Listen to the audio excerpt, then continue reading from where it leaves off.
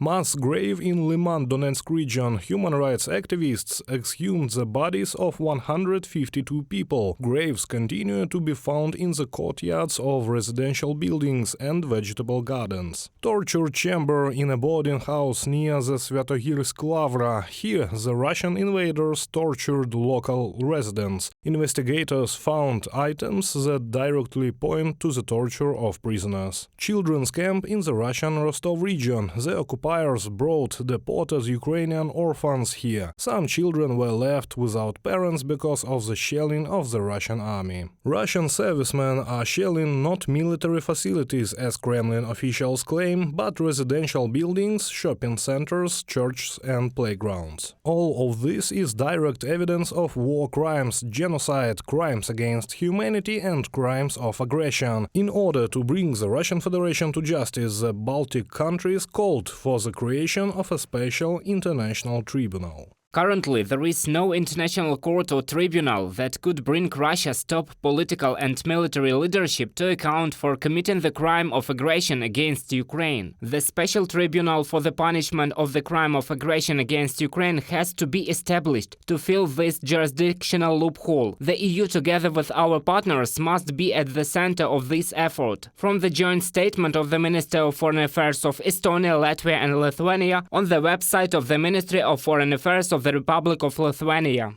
The Czech Republic made the same statement in September. A special tribunal is needed because the International Criminal Court can only judge countries that have ratified the Rome Statute for the crime of aggression. Russia is not included in this list. Another way is a resolution of the Security Council of the United Nations. But as long as the Russian Federation is its permanent member, it has the right to block any initiatives. Why are we talking about a special military tribunal at all? These issues could be considered within the framework of the International Criminal Court, but in order for these to be considered within the framework of the International Criminal Court, there must be an appropriate resolution of the UN Security Council, where there is Russia, which had the right of veto.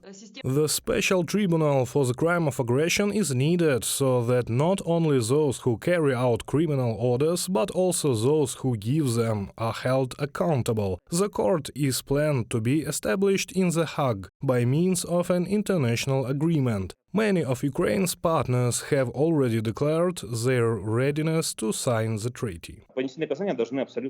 Absolutely everyone should be punished. If we punish, sorry for the expression, Skipper and Drozd, but do not punish Putin, Patrushev and Medvedev, and Bortnikov and Shoigu and Lavrov, then it will look as if we put the head of the concentration camp in prison. But Hitler and Himmler are walking around freely. We cannot allow this. As of now, there are already about 15 countries that are ready to join. This includes the United Kingdom, Australia and many other states. But there are also countries with which we continue to negotiate and which are very important to us. According to Oleg Gavrish, a member of the Ukrainian Working Group on the creation of a special tribunal, the process of establishing and developing a mechanism for the work of the instance will take from 1.5 to 2 years. The next step is investigation. International lawyers believe that the verdict will be passed within a few months after its start, and then the responsibility for the aggression against Ukraine.